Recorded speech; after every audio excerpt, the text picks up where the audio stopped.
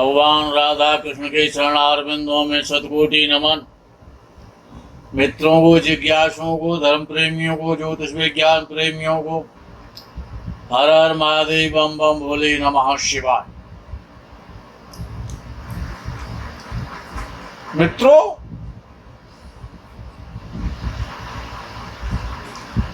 ये जो शनिदेव मकर राशि में चल रहे हैं, अपनी राशि में है और मेष राशि वालों के लिए और दशम भाव में है, दशम भाव के स्वामी हैं। तो एक चीज तो निश्चित हो जाती है शनि के कारण कि इस प्रकार के व्यक्तियों की जो आर्थिक स्थिति है वो बहुत अच्छी हो जाएगी। मेष राशि वालों के लिए तो दशम भाव का शनि अच्छा होता है, लेकिन साथ ही साथ ये भी याद रखना पड़ेगा कि जब शनि दशम भाव में मेष राशि वालों का चल रहा है तो मुकदमे, लड़ाई झगड़े, झंझट ये तो सब खत्म हो गए ही, लेकिन परिवार से दूर रहना पड़ेगा, परिवार से अलग रहना पड़ेगा, बच्चों का और परिवार का वियोग सहन करना पड़ेगा। भूमि से, जन्मभूमि से, माँ से, अपने निजी परिवार से, पत्नी से। और जब दशम भाव में शनि चल रहा है तो सुख नहीं देगा, मेहनत बहुत कराएगा, बहुत ज्यादा दौड़ धूप रहेगी, भाग दौड़ रहेगी।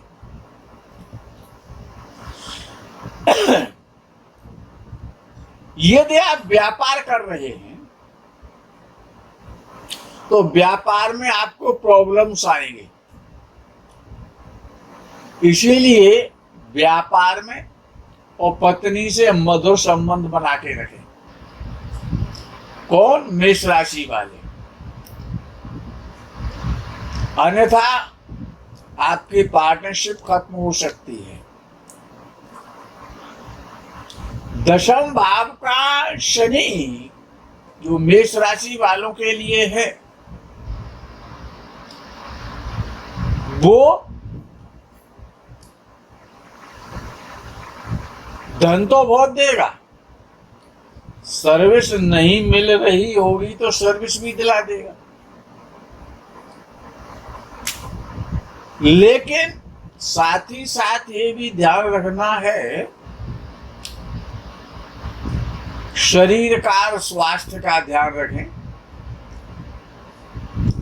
अन्यथा चेस्ट संबंधी रोग भी देगा। मां के स्वास्थ्य का ध्यान रखें। द्वितीय भाव में राहु चल रहा है मेष राशि वालों का, और द्वितीय भाव में राहु चल रहा है तो आपके जो विचार बनेंगे वो बहुत सारा धन कमाने के बनेंगे। नई योजनाएं, नई व्यक्ति, नई व्यवहार, सब कुछ नया नया होगा, लेकिन परिवार में क्लेश पैदा हो जाएगा।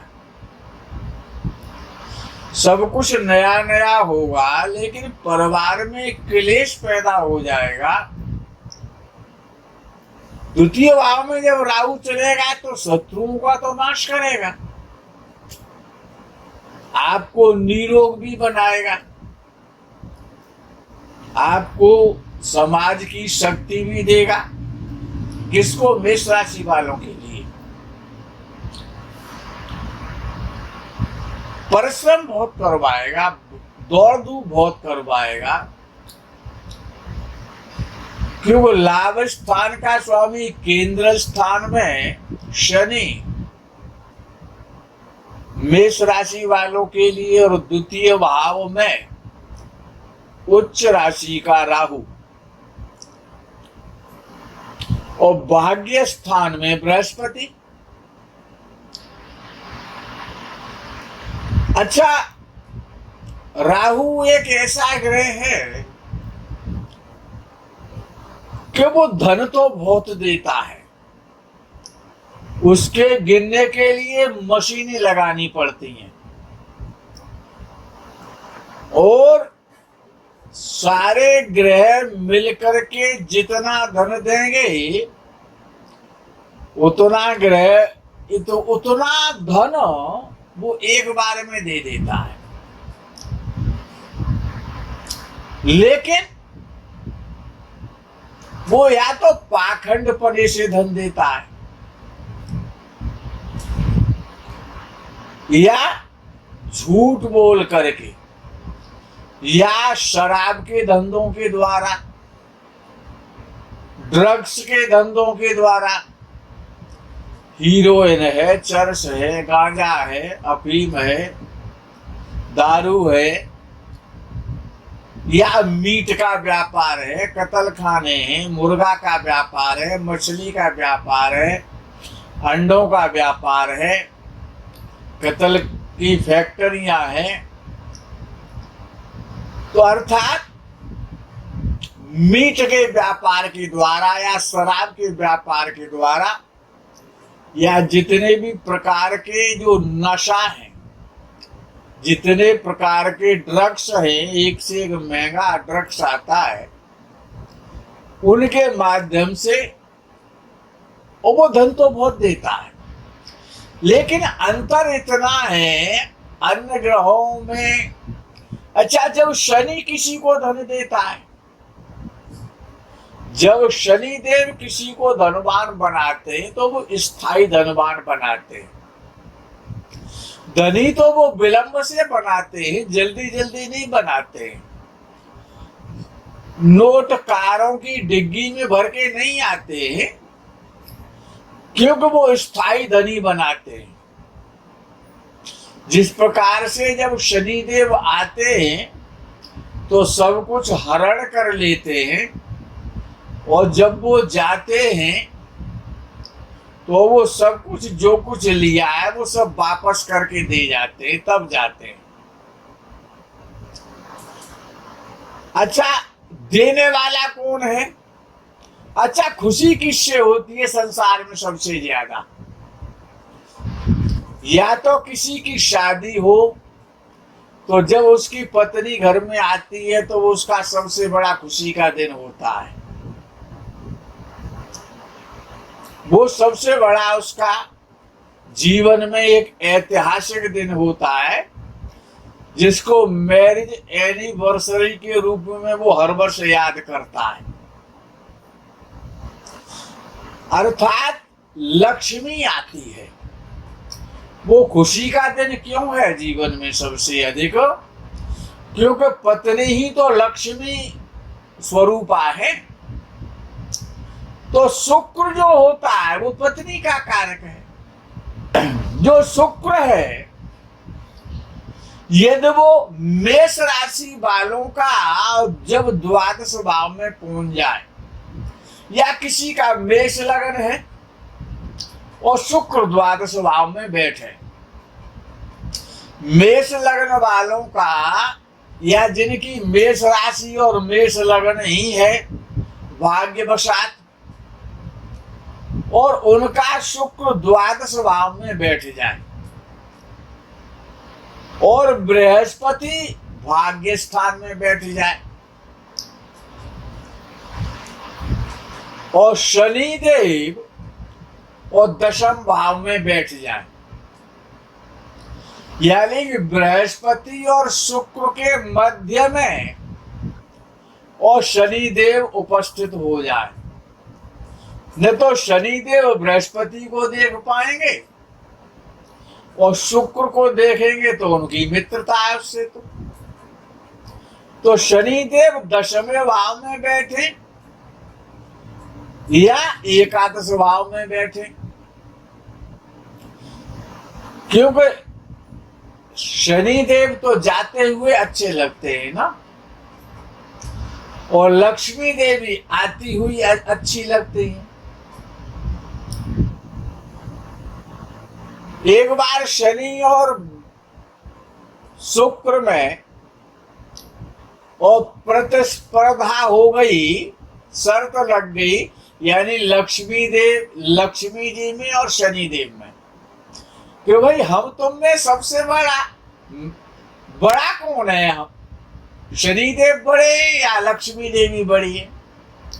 आपस में दोनों की मुलाकात हो गई। उन्होंने कहा ये निर्णय लक्ष्मी जी हम कैसे कर सकते, हम तो कहेंगे हम बड़े, हमारी महत्ता ज्यादा है, हमारे डर से तो दिन में गेट बंद हो जाते।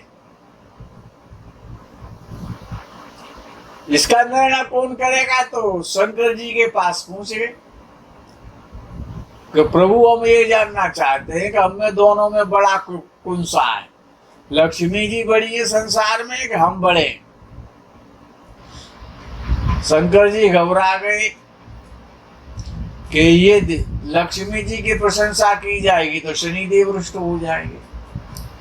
वो लेकर के ब्रह्मलोक में पहुंच गए। अंत में जाकर के और विष्णु लोक में ये निर्णय हुआ। विष्णु जी ने मुस्कुरा के निर्णय किया कि उनको तो पत्नी की भी बात रखनी है और शनिदेव की भी बात रखनी है। उन्होंने ये निर्णय कर दिया कि शनिदेव आप जरा चल करके दिखाएं और फिर वापस आए।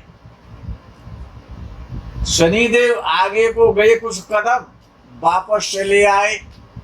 फिर लक्ष्मी जी से कहा कि आप भी जरा वहीं तक चल करके जाएं।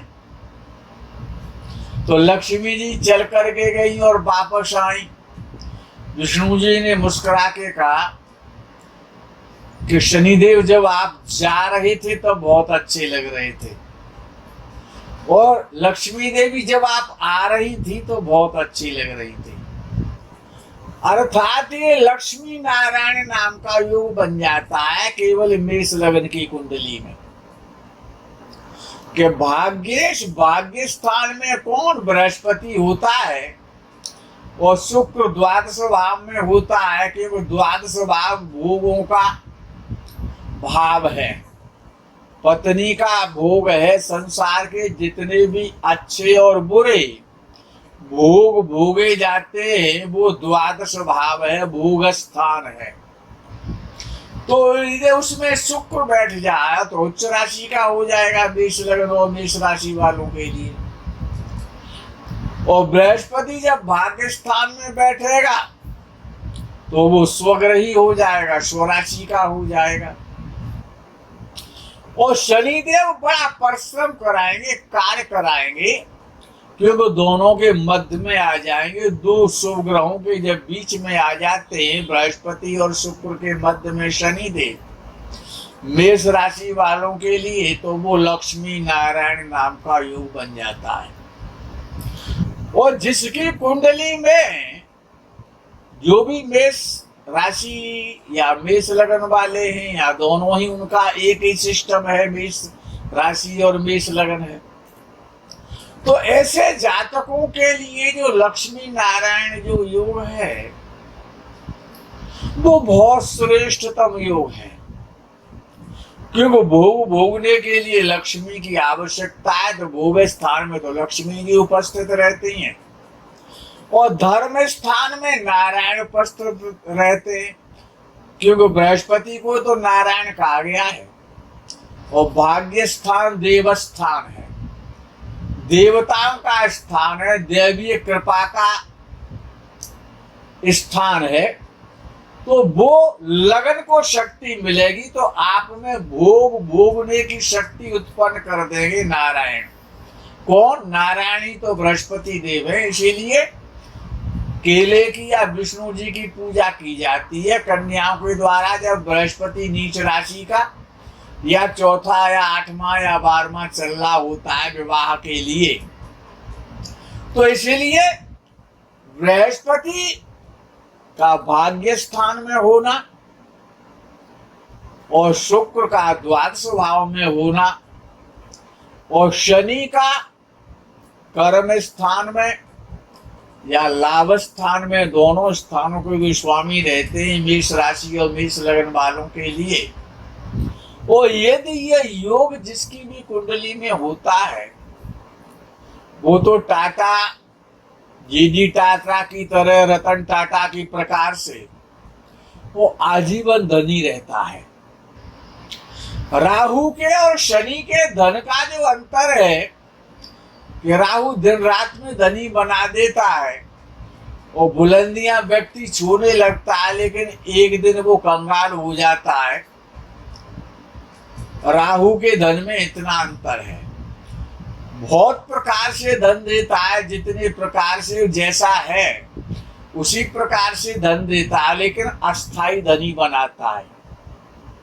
इसीलिए राहु से संबंधित कार्यों के द्वारा, ठगी के द्वारा, बेईमानी के द्वारा, झूठ के द्वारा। अच्छा, और राहु में एक विशेषता है, जहां पर झगड़ा नहीं हो रहा हो तो स्वयं ईमानदार बन करके दोनों का झगड़ा बेईमानी से करा देता है। उसकी ये विशेषता है कि स्वयं तो अपने को बड़ा आदर्शवादी और धार्मिक और श्रेष्ठ और सुंदर सुझाव देने वाला बना देगा, लेकिन जहां झगड़ा नहीं हो रहा हो वहां पर भी वो झगड़ा करा देगा। ये राहु की विशेषता है। राहु झूठ बोलने की डिग्री प्राप्त है। उसके पास प्रकृति ने राहु को झूठ बोलने की, फ्रॉड करने की, बेईमानी करने की, दूसरों को बेवकूफ बनाने की, अस्थाई धनी बनाने की, देर रात में बुलंदियों पर पहुंचाने की, ये राहु की विशेषता है।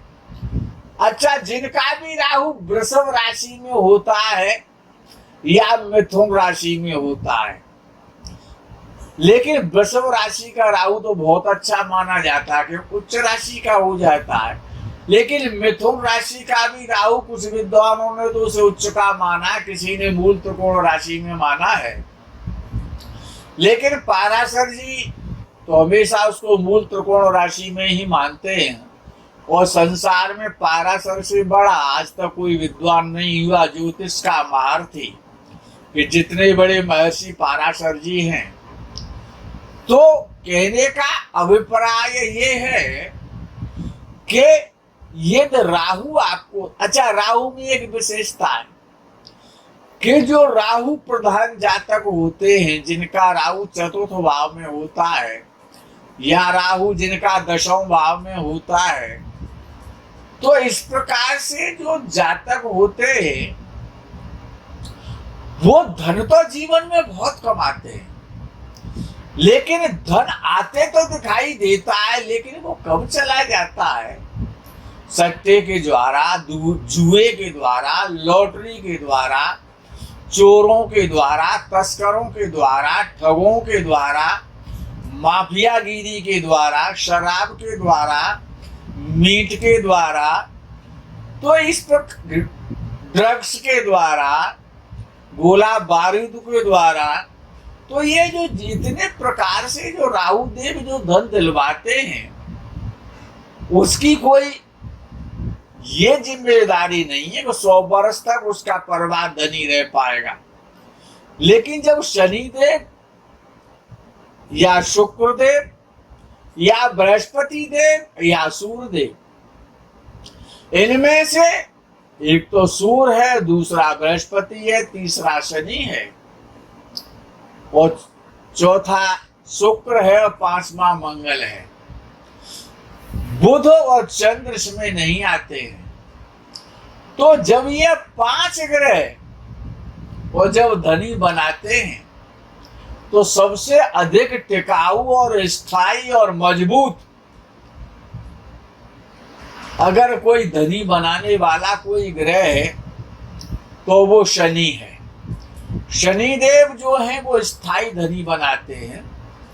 बृहस्पति देव धर्म के द्वारा, धर्मादि कार्यों के द्वारा या स्वीट्स के द्वारा या होटल के द्वारा, रेस्टोरेंट के द्वारा, मिठाई की शॉप के द्वारा, खान पान के व्यवसाय के द्वारा, और बृहस्पति भी धनी बनाता है और शुक्र भी धनी बनाता है। जितने 5 स्टार्स होटल हैं, जितने भी पर्यटक स्थल हैं, जितने भी पर्यटक जो आते हैं, या जो भी रेस्टोरेंट हैं, जो भी जितने भी खान पान के कार्य हैं, उनमें शुक्र और बृहस्पति, जितने भी प्रकार के लजीज व्यंजन हैं, स्वादिष्ट और स्थायी और टिकाऊ, शरीर को पोषण देने वाले जो लजीज व्यंजन हैं, जिनका बड़े आदमी भोग लगाते हैं, इस प्रकार के व्यंजनों का कारक तो शुक्र और बृहस्पति ही हो सकते हैं। अन्य भला कौन हो सकता है? तो ये मेष राशि या मेष लग्न वाले जो भी जातक हैं, या जिनका लग्न भी मेष है और राशि भी मेष है, ऐसे जातकों के पास धन तो बहुत आएगा। नई नई योजना बनेगी, नए नए श्रीमान, संभ्रांत, धर्मान, धर्मार्थी लोगों से, ठग लोगों से, ड्रगों से, तस्करों से, राजनेताओं से आपको धन तो बहुत मिलेगा। लेकिन मित्रों याद रखना कि ये राहु जब धन स्थान में चल रहा है तो वो धनी तो बनाएगा, लेकिन साथ ही साथ आपको ये भी याद रखना है कि ऐसा धन ना आप एकत्रित करें जिससे कि आपकी मान मर्यादा में बट्टा लगे। मित्रों आज के प्रकरण में इतना ही, आगे के प्रकरण का आपको इंतजार रहेगा। तब तक के लिए हर हर महादेव, बम बम भोले, नमः शिवाय, जय गो माता की।